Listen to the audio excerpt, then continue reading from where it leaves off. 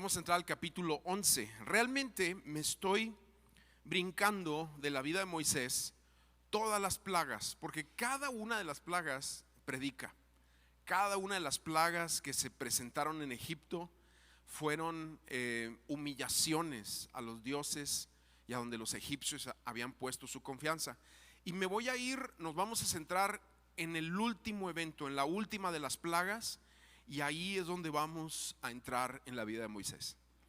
Pero vamos a orar. Señor, gracias por esta noche donde tú nos permites adentrarnos a tu palabra, estudiarla un poquito más detenidamente. Oro que tu Espíritu Santo siga en medio de nosotros, trabajando, haciendo su labor, haciendo su ministración en nosotros y llevándonos a ti, a conocerte más, a rendirnos delante de ti.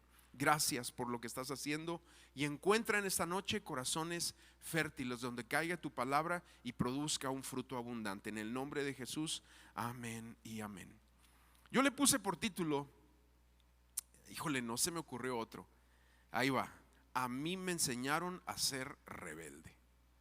Así le puse por título. Creo que todos y cada uno de nosotros desde chiquillos, y no es que les estemos echando a nuestros padres, pero todos, la cultura donde vivimos, la educación que tenemos, las familias donde estamos, se nos enseña a ser individualistas, se nos enseña a ser egoístas, finalmente se nos enseña a ser rebeldes. ¿Por qué?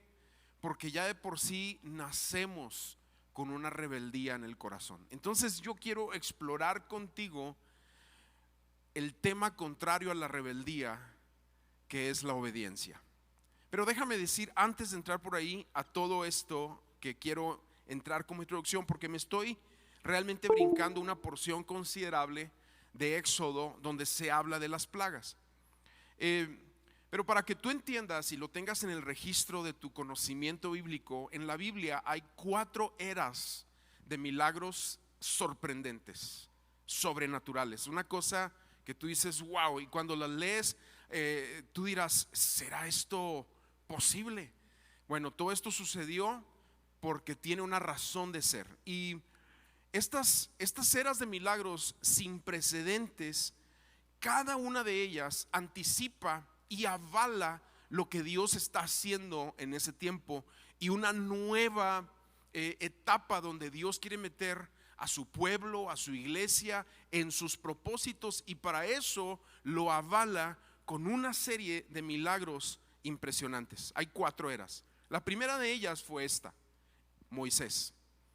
Cuando empieza a suscitarse todo esto, hay muchas cosas en el texto que nos estamos brincando, pero ellos provienen de un tiempo y una cultura, Mesopotamia, Egipto, toda esta parte del mundo antiguo, donde había muchas cosas que cuando tú las lees parecieran casi como mitológicas.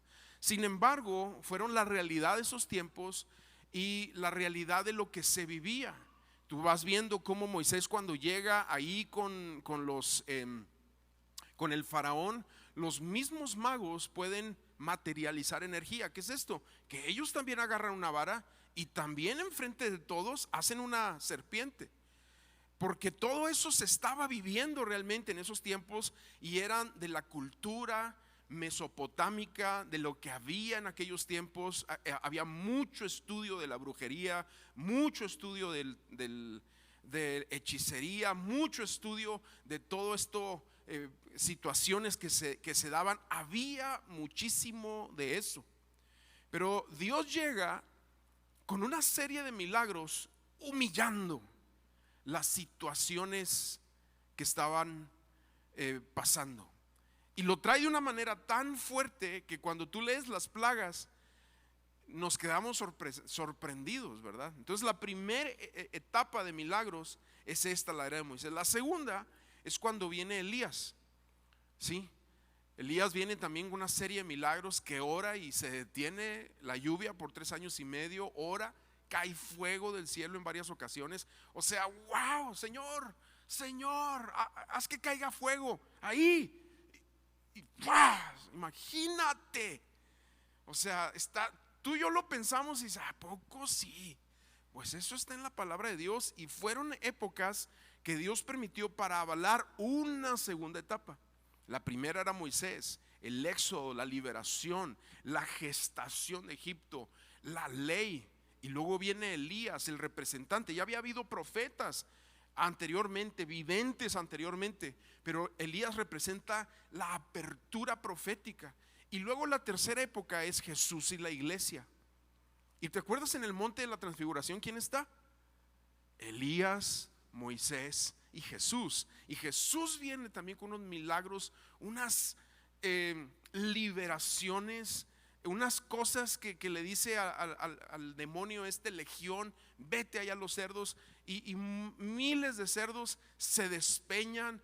O sea, hay cosas que vemos ahí, a Jesús caminando sobre las aguas, a Jesús tranquilizando el mar de Galilea que se alebresta mucho de repente, cosas impactantes, sanando a gente totalmente atrofiada, totalmente leprosa. Le pone la mano y vas viendo cómo se convierte en piel limpia. Y no lo podemos imaginar, ¿verdad? Tú dirás, bueno, y ahora no suceden milagros. Sí, lo que pasa es que ahorita suceden milagros por la fe de la iglesia, ya no por el aval de Dios de una nueva temporada. Dios sigue obrando, Dios sigue haciendo milagros, Dios sigue sanando personas, Dios sí sigue haciendo eso, Dios sigue atrayendo a los pródigos, Dios sigue haciendo cosas sorprendentes. Pero ahora es por la fe de la iglesia, por la oración en acuerdo de la iglesia, ya no porque Dios está avalando una nueva era. ¿Cuál es la cuarta época de milagros? Bueno, aquella que va a anticipar lo que Dios va a traer, el milenio, lo nuevo, la renovación de este mundo. ¿Sí? Cristo se fue hasta la diestra del Padre, pero va a regresar por su iglesia, y luego va a regresar con la iglesia, ya no nada más a gobernar en un Edén como el primer Adán, sino que toda la tierra se convertirá en un Edén donde Él es el Señor y su iglesia gobernará sobre la tierra. Ahora todos me ven con cara de ay, pensé que íbamos a hablar de Moisés. Pero todo eso va a pasar en medio de nosotros, y son las épocas que están aquí. Ahora, lo importante recalcar aquí es que la primera era de milagros y la última son muy similares. Al leer todas las plagas de Egipto y al leer las plagas del Apocalipsis, son básicamente las mismas. Los efectos son los mismos. Pero lamentablemente, así como Faraón estaba endurecido en su corazón, así va a estar la generación como está ahorita, cuando venga Cristo, de dura. Es más, en el Apocalipsis, nomás que no tengo el registro de todos los escritos aquí en mis notas, pero tú puedes leer Apocalipsis. Dice que venían las plagas y la gente, en lugar de arrepentirse, se endurecía más y maldecía a Dios, justo como estaba haciéndolo Faraón. Porque aquí hay una fórmula que vamos viendo. Cuando el corazón se endurece mucho, entonces es casi diciendo el Señor: te pones así de venenoso, entonces con veneno voy a atacar. ¿Tú sabes qué es cómo se hacen las vacunas? Se agarra una pequeña porción de, por decir así, de bacteria, de veneno. No soy doctor, no tengo los términos, pero se usa para hacer el anticuerpo. Pues de cierta manera así será también en los últimos tiempos. Las plagas predican. Y el corazón del faraón era duro. Dios ya le había advertido a Moisés que era duro, y se obstina Faraón. De hecho, cuando la primera vez que Moisés se presenta con Faraón, yo no sé si te acuerdas, dice, Moisés viene y le dice: me envió el Señor y vamos a celebrarle fiesta en el desierto. Y Faraón, sarcástico, irónico, prepotente: ¿quién es el Señor? Todos los que estamos del lado del Señor decimos: aguas, Faraón. Como hay gente que así es con el Señor, ¿verdad? Y tú nada más te pones a pensar: aguas. Y lo acabamos de leer, ¿verdad? Horrenda cosa es caer en manos del Dios vivo. Y Jesús dice: no le teman al que puede matar su cuerpo, teman al que lo puede enviar al infierno. Ay, ay, ay, tú dices, ¿y quién lo envía? ¿El diablo? No, señores, Dios. Él tiene la última palabra sobre cada alma. Y esto es algo que no entendemos. Y de repente gente le tiene más miedo al diablo, a los demonios, a la actividad que puede haber. Y claro, se genera algo, aunque está muy hoy en día en nuestra mente quizás está muy impregnado por todo el tema de Hollywood y todo lo que representa eso, pero a final de cuentas es Dios quien dice aquí o acá, y eso es algo que tú y yo debemos de entender. Pero vamos viendo que cuando Faraón se obstina, el pueblo sufre. Cuando los líderes se obstinan en su insensatez, en su necedad, el pueblo sufre. Las naciones sufren por gobiernos obstinados. Pero deja tú el gobierno, no le vamos a echar al gobierno, no es mi intención esta noche, aunque ganas no me faltan, ¿verdad? Pero bueno, ¿qué pasa cuando hombres y padres de familia se obstinan? ¿Qué pasa cuando el matrimonio se obstina en es que ya no nos llevamos, y es que no nos vamos a poder arreglar, y es que ya no hay solución para nosotros? ¿Quién sufre? Los hijos.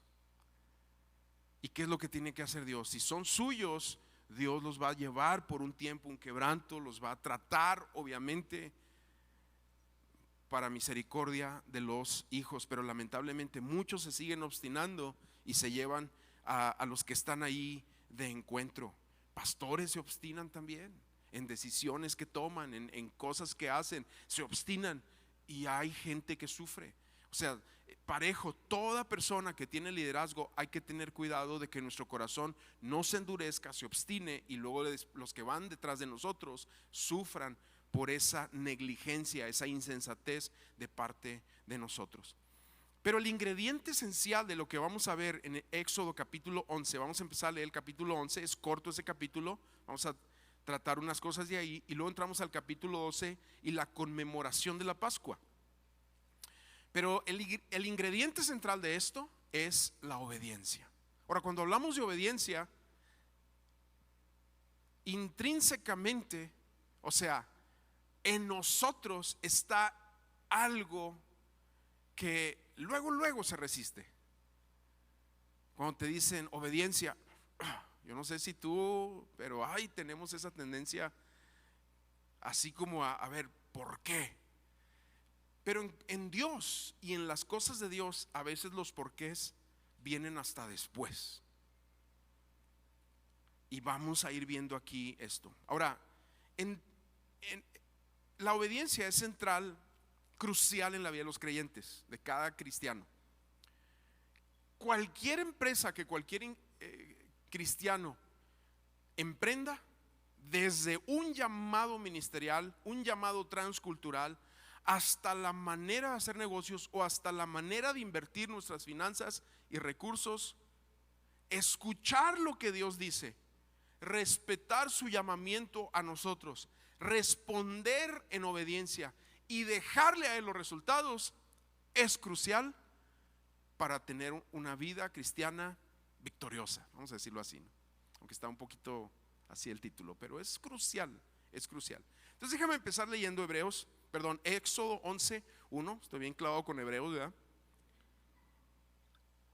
Éxodo 11:1 dice: el Señor dijo a Moisés: una plaga más traeré sobre Faraón y sobre Egipto, después de la cual los dejaré ir. Cuando los deje ir, ciertamente los echará de aquí completamente.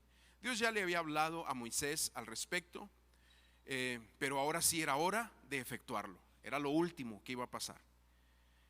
El 2 dice: dile ahora al pueblo que cada hombre pida a su vecino y cada mujer a su vecina objetos de plata y objetos de oro. ¿Por qué? Porque ahora sí es la decisión final, la plaga final para que Israel salga de Egipto. Y ellos tenían, así como cuando vas a ir de viaje, alistas todos los pasaportes y la maleta y la ropa y el dinero, ¿sí? O las tarjetas, o aquellos que van a ir de viaje hasta lo ponen así todo en la cama, ¿verdad? Algunos se organizan y lo ven así todo, y ok, ahora sí, no me falta nada.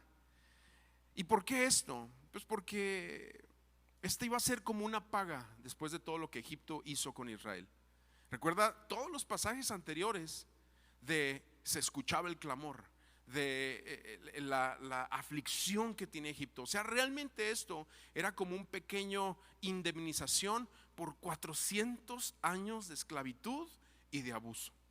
Y más adelante este material iba a servir para dos cosas: para construir el tabernáculo y para hacer un becerro. Ahí lo veremos más adelante. Pero bueno, ahí lo iremos viendo aquí. Versículo 3 dice: el Señor hizo que el pueblo se ganara el favor de los egipcios. Como que a este punto, tanto Moisés y el pueblo, por el respaldo que tienen de parte de Dios, hace que un favor de parte de Egipto sea hacia ellos. Dice: además el mismo Moisés era muy estimado en la tierra de Egipto. O sea, recuerda, él llega a ser un donadie, pero después de las 9 plagas, ahora sí Moisés, y se quitaban el sombrero. O sea, ahí viene Moisés, aguas, porque ya no era el viejito, el pastor, el que venía de Madián, ya no era ese, ahora era Moisés. ¿Sí?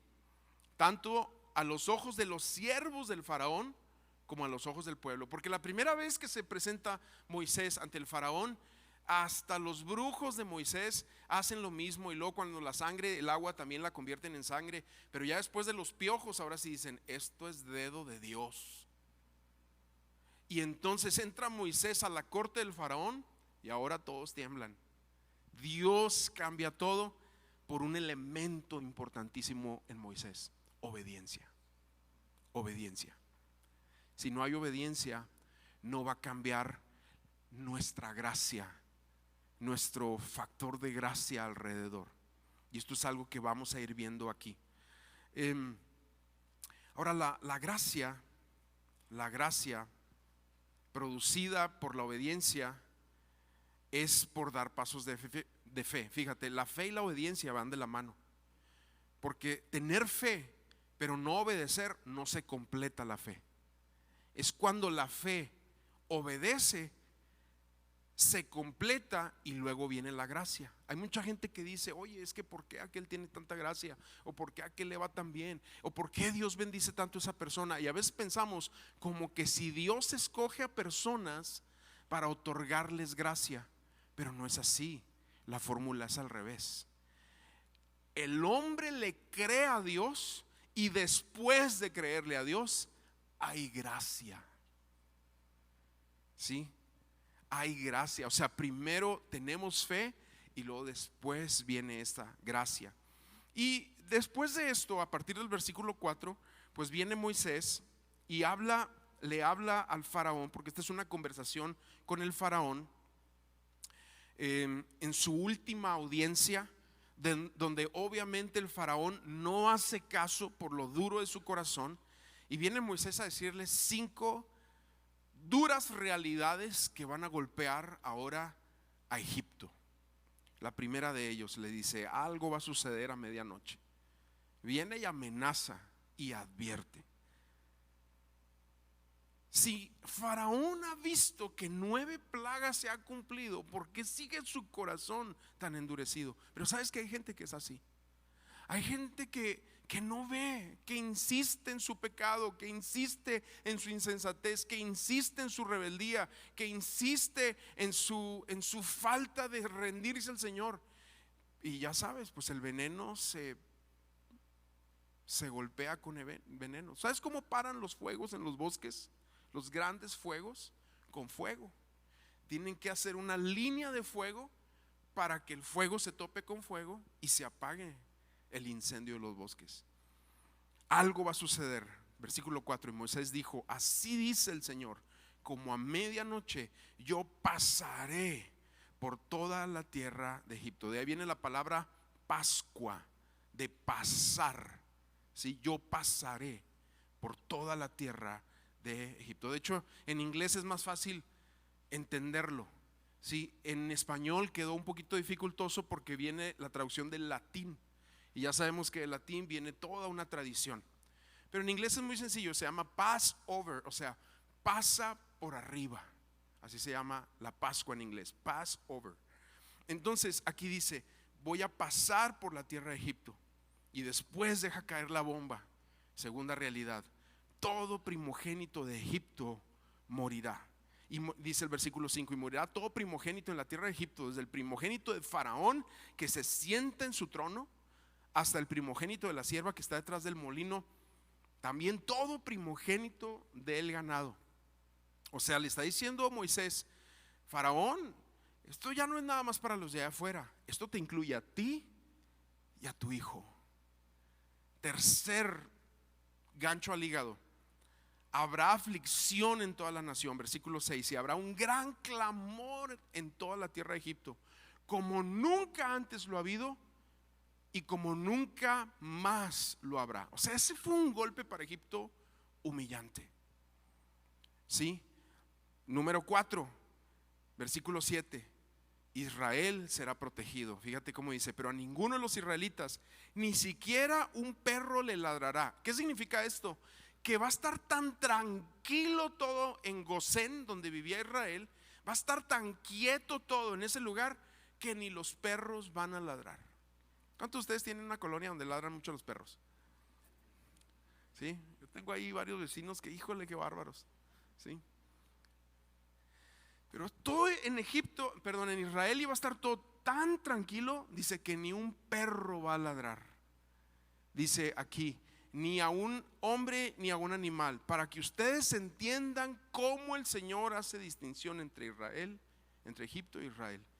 Y número 5, habrá un éxodo. O sea, quieras o no quieras, Dios va a cumplir su propósito y su plan. Lamentablemente, Faraón te va a usar a ti en tu negligencia y en tu insensatez para mostrar su poder. Ok. Versículo 8 dice: todos estos sus siervos descenderán a mí y se inclinarán ante mí diciendo: sal tú y todo el pueblo que te sigue, y después de esto yo saldré. Y Moisés salió ardiendo de ira de la presencia de Faraón. ¿Por qué sale así?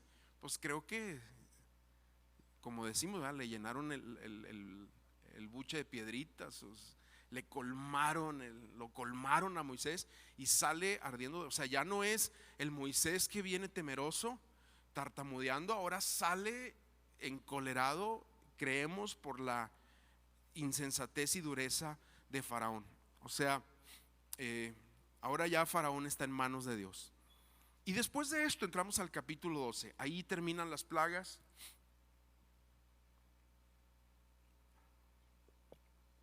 Y el capítulo 12 es un capítulo de preparación, y Dios lo va a usar para hacer la conmemoración más importante del pueblo de Israel, que es precisamente la Pascua.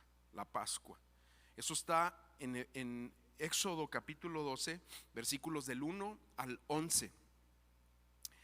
Y la Pascua, en todas las instrucciones que va a dar Moisés, hay un elemento de obediencia crucial, porque Moisés diría las instrucciones y ellos tenían que cooperar, nada más. Eso es obediencia. ¿Por qué es tan importante la obediencia en este punto? Bueno, porque todo lo que van a hacer aquí es nuevo. Tú has tomado la Santa Cena muchas veces has escuchado a mí y a otros pastores hablar de estos pasajes y la enseñanza del apóstol Pablo en 1 Corintios 11, y cada una de las veces que el Señor Jesucristo toma la Santa Cena, celebrando la última Pascua con sus discípulos, tú lo has visto. Pero para estos israelitas que están aquí, están ellos no saben, o sea, es nuevo. Ellos nunca habían asado un cordero, nunca habían preparado el cordero con hierbas amargas, nunca lo habían hecho con panes sin levadura, nunca se les había dado la instrucción de lo van a comer, pero todos vestidos, con la maleta hecha, ceñidos, se lo van a comer rápido. Nunca se les había dicho: van a tomar la sangre cuando lo estén preparando, la van a poner en una vasija y luego van a usar un tipo de brocha y la van a poner en los dinteles. Nunca habían escuchado eso. Y todo para que hubiera bendición para su vida dependía de su obediencia a la orden del Señor. Ahora, en este punto no es como para ponerte crítico, ¿verdad? ¿Y por qué? explícamelo. ¿Y dónde dice? Y sí, hay cosas que sí hay que explicar, hay cosas que sí hay que registrar. No es un llamado a la ignorancia. Uno de los predicadores reformadores del siglo XVIII decía: cuando vengas a la iglesia, tráete tu cerebro. Otro decía: cuando llegues a la iglesia, te quitas el sombrero, pero no te quitas la cabeza. Porque es importante siempre pensar, registrar. El Nuevo Testamento te llena de versículos donde dice, cuando haya una palabra profética, hay que juzgarla. O sea, no te la creas. Ay, que el profeta vino y te dijo esto. Ay, sí. No, espérate. Dios te dio una mente. Juzga lo que se está hablando, si es o no de Dios, si es bíblico, si confirma la palabra o si no. O sea, todo eso está ahí. Pero también hay un aspecto de la fe, también hay un aspecto de lo sobrenatural de Dios, donde Él llama, da una orden y no da explicaciones. Y lo único que espera es una obediencia radical. ¿Qué es obediencia radical? Inmediata. Inmediata. Pero como a mí me enseñaron a ser rebelde, cómo batallamos. ¿Cómo batallamos con esto? Así que si tú vas a tomar un paso de fe, no trates de amortiguar tu caída. ¿Sí? Ay, gracias, Dani. Andaba un poco sediento hoy. ¿Sí has escuchado ese dicho de: no, hombre, este no da brinco sin guarache? Hay mucho cristiano que así es. Pero hay cosas que Dios dice: da el brinco. ¿Y el guarache, Señor? Tú no te preocupes. No te voy a dar guarache, te voy a dar unos tenis acá, marca.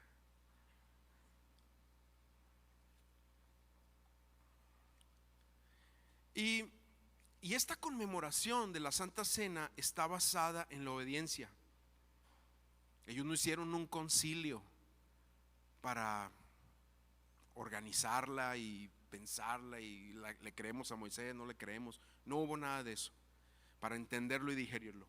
Y Pablo nos enseña aquí algo muy crucial de la Santa Cena. Dice en 1 Corintios 11:26, o de la Pascua, porque esta es la Pascua.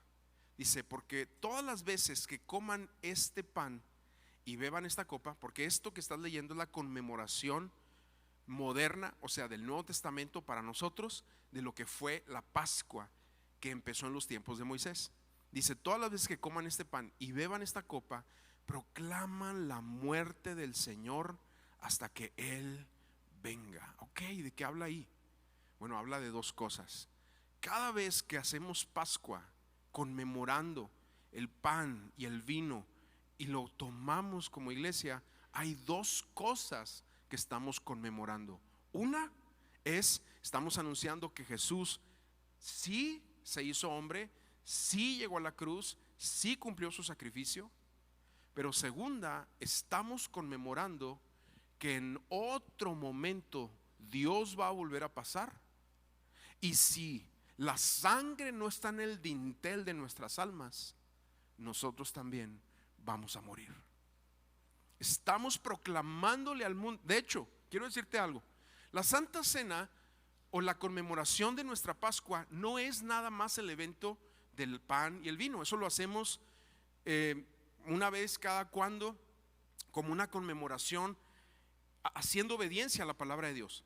Pero cada vez que hacemos esto, cada vez que nos juntamos a partir el pan de la palabra, a beber las aguas que Dios tiene para nosotros, cada vez que estamos haciendo esto, le estamos diciendo a Saltillo: hey, aquí hay sangre que se ha derramado, aquí hay un cordero que estamos celebrando. Le estamos diciendo a la nación y a las naciones donde la iglesia se congrega, se le dice al mundo: va a pasar la muerte otra vez. Éntrale, cena con nosotros, come con nosotros, porque va a volver a pasar el ángel destructor. Y si no está Cristo en tu vida, así como Egipto, vas a ser destruido. Cada vez que nos juntamos, Por eso Jesús en sus parábolas dice: tráiganlos, arrástrenlos de las esquinas. El que no venía, arrástrenlos, y los mete a todos a la fiesta. Pero en la fiesta viene el rey y dice: a ver, ahí hay uno que no está vestido de fiesta. Pues ¿qué pasó? Es que está hablando de Jesús, está hablando de la sangre, está hablando de lo que Él va haciendo en nosotros. ¿Sí? Entonces, la Pascua anuncia la muerte del Señor, el sacrificio de Cristo, pero también la muerte que viene.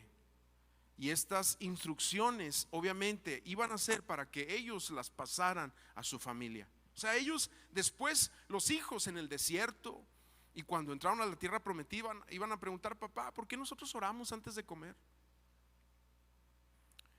Si yo voy a la casa de mi amigo y ahí nomás sirven la comida y todo el mundo le entra.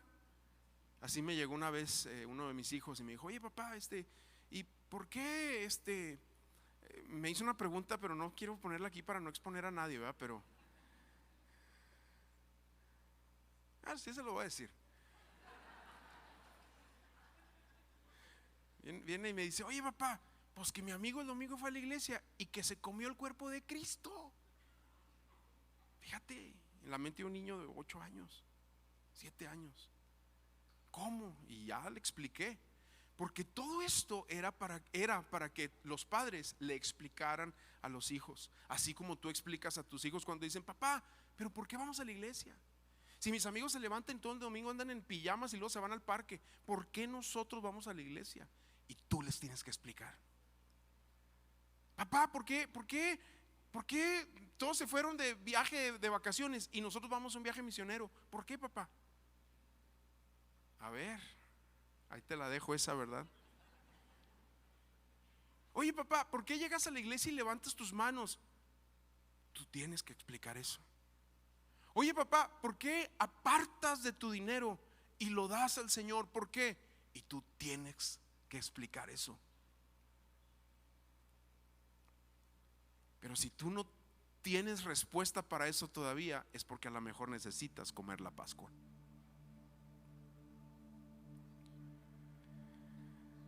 Y después de todas estas instrucciones, versículo 27 de Hebreos, de Hechos, perdón, clavado en Hebreos, y de Hechos, ahora dije Hechos, ese es Éxodo. Es que en mi devocional estoy con Hechos, perdón. Éxodo 12:27, y el pueblo se postró y adoró. ¡Wow! ¡Qué hermoso! Significa, lo entendieron, por lo menos en esa ocasión, ¿verdad? Ya cuando entran en el desierto será otra canción, pero lo entendieron ahí. Y versículo 28, esta es la definición de obediencia: los israelitas fueron y lo hicieron así, tal como el Señor había mandado a Moisés y Aarón, así lo hicieron. Ay, Señor, qué hermoso es el Señor y su paciencia hacia nosotros, ¿verdad? Qué hermoso es el Señor y cuánta paciencia nos tiene, aún en medio de todas nuestras tonterías. Pero empieza a obedecer, empieza a regir tu vida por la palabra de Dios, aunque hay cosas que ahorita no puedas entender. Mi convicción personal al ir estudiando todo esto es que nuestra mayor lucha no está en la esfera de entender la voluntad de Dios, sino en la esfera de obedecerla. Entendemos claramente que Dios quiere lo que quiere decirnos, pero muchas veces no resistimos. Cuando las cosas se ponen muy difíciles, nuestra tendencia es decir: es que yo ya tengo un plan, yo ya tengo una idea, lo voy a hacer a mi manera. Y entonces aquí es donde es crucial aprender a escuchar a Dios en el secreto. Es una de las claves para vencer en la vida cristiana. Sin embargo, aprender a escuchar a Dios en el secreto, tiene que ir de la mano con una obediencia radical. O sea, hacer lo que Dios nos está diciendo. Santiago 1:22 dice: sean hacedores de la palabra y no tan solamente oidores, que se engañan a sí mismos. Porque la gente que solamente se sienta a escuchar pero no obedece, de nada les sirve. Por obediencia radical quiero decir una obediencia inmediata, que cumple con los mandamientos al máximo. La obediencia radical no busca cumplir en lo mínimo, sino busca cumplir en todo. No lo hace en el sentido de cumplir, sino lo hace en el sentido de adorar. O sea, si Jesús dice, vende todo, tú vendes todo. Si Jesús dice, dalo todo, tú lo das todo. Si Jesús dice, tú vas a ir para allá, tú vas cuando Él te envíe. Eso es obediencia radical. Ahora, la palabra en el Nuevo Testamento para obediencia es una palabra griega que es upakoe. Está hecha de dos palabras: upa, que significa ponerse debajo, y koe, que significa escuchar. ¿Por qué? Porque así funciona la obediencia. Te pones a los pies de Cristo, entras al secreto del Señor, escuchas su voz para salir y hacer su voluntad. La obediencia implica escuchar atentamente con un corazón sumiso y luego acatar la palabra. Y el verdadero cumplimiento del servicio a Cristo se descubre cuando ponemos, aquí disculpa la redundancia, la primordialidad en primer lugar. ¿Sí? Sin embargo, hoy en día, quiero decirlo de esta manera, hay muchos cristianos como de derecho propio, derecho común. ¿Por qué? Porque a mí me enseñaron a ser rebelde. O sea, déjame te explico esto. Normalmente el cristiano así quiere los beneficios de la Pascua sin tomar los compromisos de la obediencia. O sea, quiere la protección, quiere la bendición, quiere el favor de Dios, quiere la distinción de Dios como su pueblo, pero no quiere el compromiso de la obediencia. Y muchas veces simplemente le avisamos a Dios de nuestras decisiones. Simplemente. Así. Voy a hacer esto, Dios. Bendíceme. Señor, este es mi plan. Bendícelo. Créeme que los pastores sabemos mucho de eso. Mucho de eso. Oiga, pastor, voy para allá. Pues órale pues, Dios te bendiga. Oye, pastor, voy a hacer esto y esto y ya. Bueno, pues ok, dale. Pero le preguntaste al Señor. Le preguntaste al Señor. Fuiste a sus pies. Le dijiste, Señor, a ver, ¿es tu voluntad que yo vaya?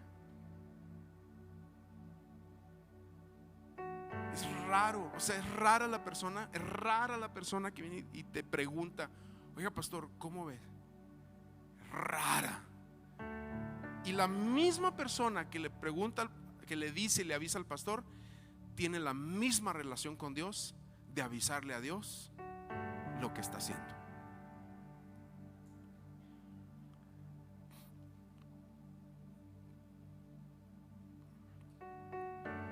Hay un gozo en la obediencia, hay un gozo, no tienes idea.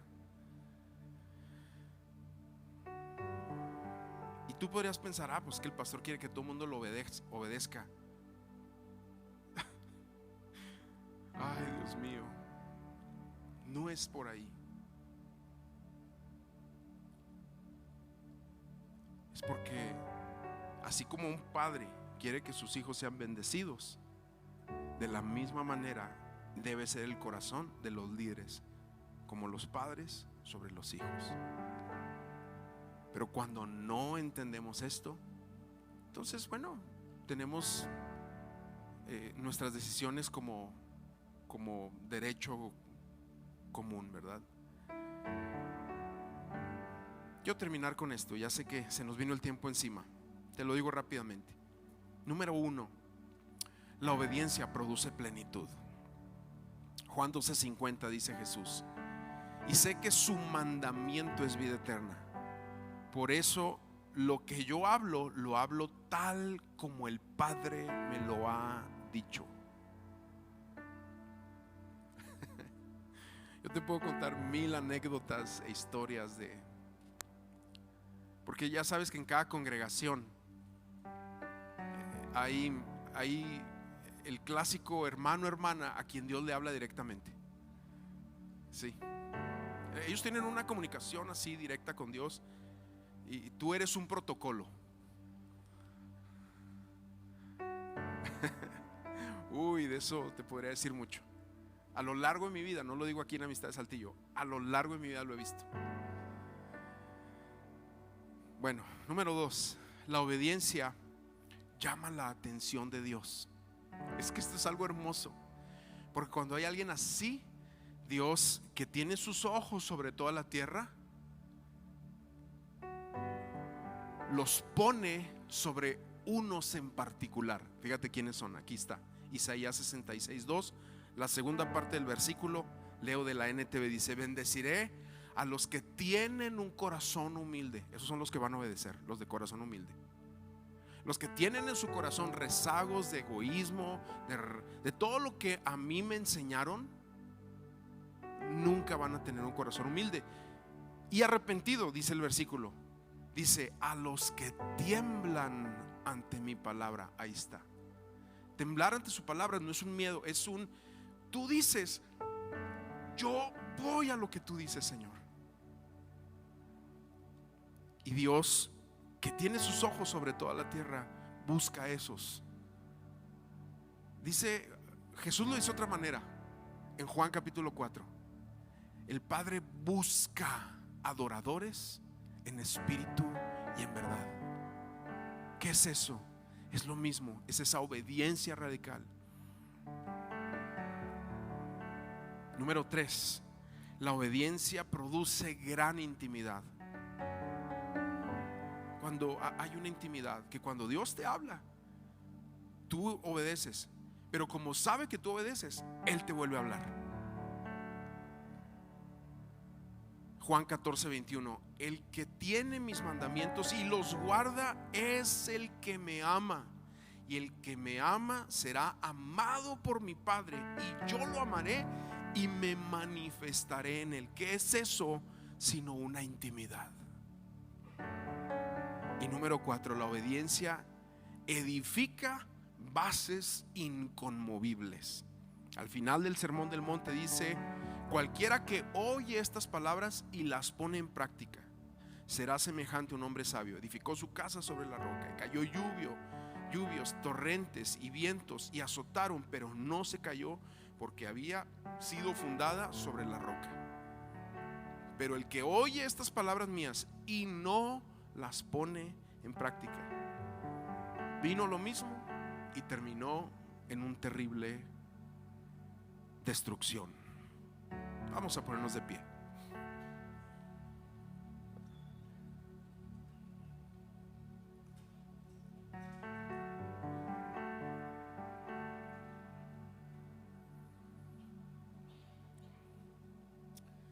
Amén, amén. Señor, gracias. Encuentra aquí, Señor, a tus adoradores.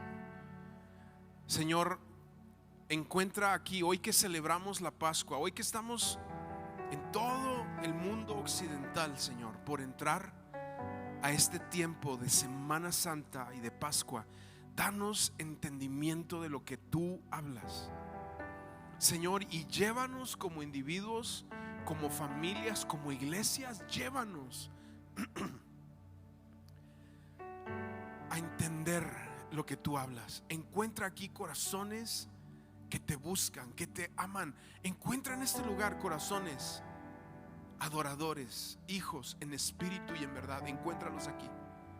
Aquellos de obediencia radical, aquellos que cuando tú hablas, así como hablaste aquel día, el pueblo se postró y adoró. Así encuentra esa actitud en nosotros, en el nombre de Jesús.